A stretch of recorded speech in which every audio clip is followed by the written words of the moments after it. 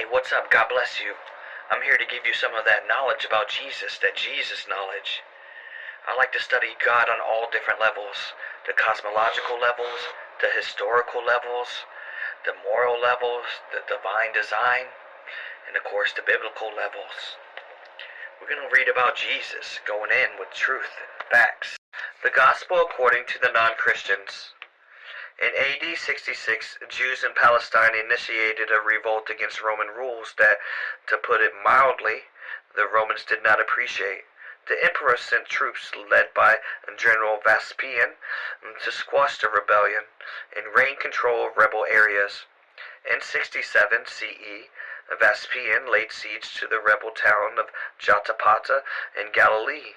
In the 47th day of the siege, a young Jewish revolutionary chose to surrender to the superior Roman army rather than commit suicide, a fate many of his countrymen had chosen. That young man won favor with Vespasian and was later taken to Rome by General Titus, Vespasian's sons, and after Titus destroyed Jerusalem and the Jewish temple in 70 CE. That young man was Josephus, who ultimately became the greatest Jewish historian of his time. Josephus began his historical writings in Rome while serving as a historian for the Roman Emperor Domitian. It was there that he authorized his autobiography in two major historical works. One of those works is now famous, Antiquities of the Jews,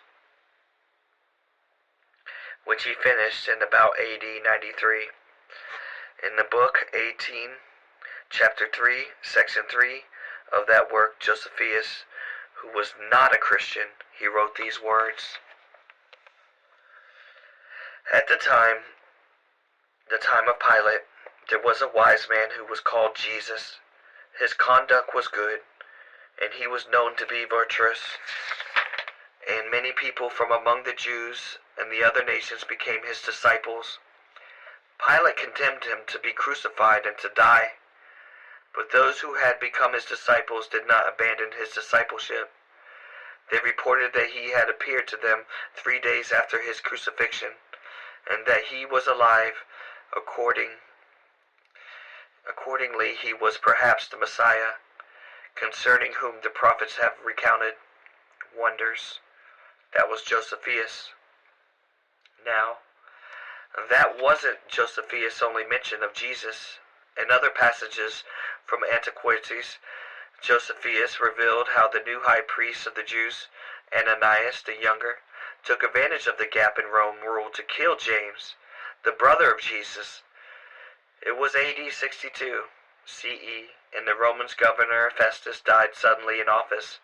3 months elapsed before his successor, Albanius, could get to Judea, allowing ample time for Ananias to do his dirty work. And Josephus described the incident this way.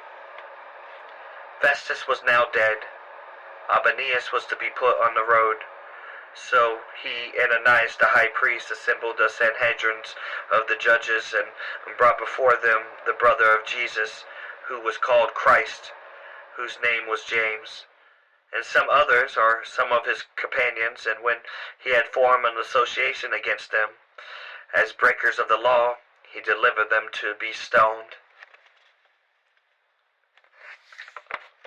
So, here we have not only another first century reference to Jesus, but confirmation that he had a brother named James, who obviously was not well liked by the Jewish authorities.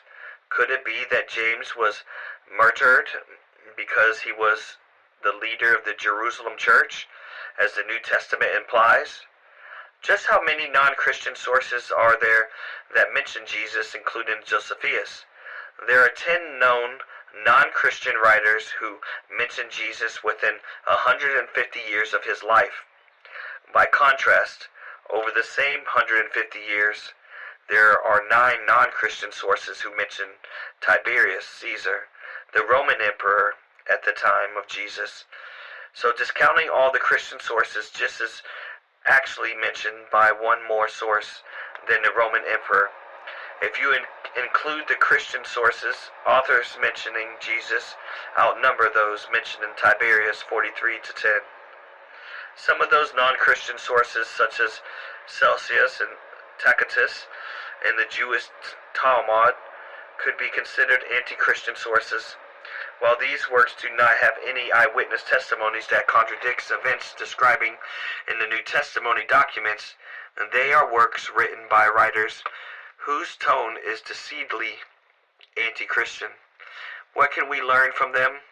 The more natural non-Christian sources, well, we learn that they admit certain facts about the early Christianity that helps us piece together a storyline that is surprisingly congruent to the New Testament, piercing together all 10 non-Christian references. We see that. 12 facts. Number 1. Jesus lived during the time of Tiberius Caesar. Number 2. He lived a virtuous life. Number 3. He was a wonder worker. Number 4. He had a brother named James. Number 5. He was acclaimed to be the Messiah. Number 6. He was crucified under Pontius Pilate. Number 7.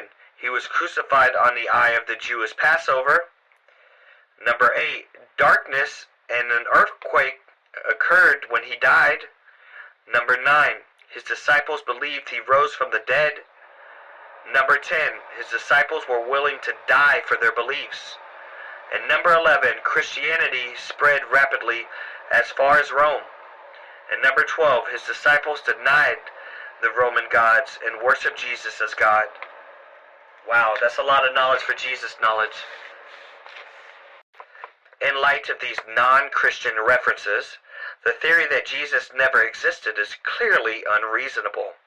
How could non-Christians writers collectively reveal a storyline congruent with the New Testament if Jesus never existed?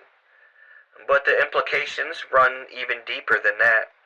What does this say about the New Testament? On the face of it, non-Christian sources affirm that the New Testament, while the non-Christian authors don't say they believe in the resurrection, they report that the disciples certainly believed it. Wow, look at all these references to Jesus in the old times, just coming correct in all these historians. God bless you, and thank you for listening and learning about Jesus on all different levels, because that is your job. You're supposed to get saved, become a disciple, get baptized.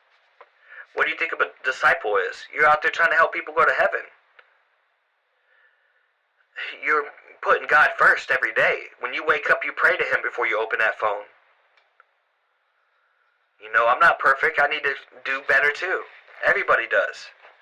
But there's nothing wrong with reminding each other.